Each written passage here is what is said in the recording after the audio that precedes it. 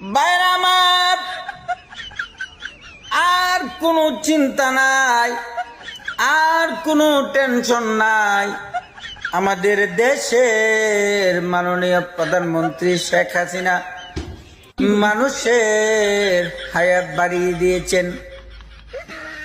উনি বলেছেন গত বিএনপির আমলে মানুষ 55 বছর বাঁচত, আর এখন আওয়ামী লীগের আমলে মানুষ গড়ে 73 বছর বাসে। অনেক যুবকেরা চিন্তায় ছিল কখন বিয়ে করব, কখন দেশে যাব।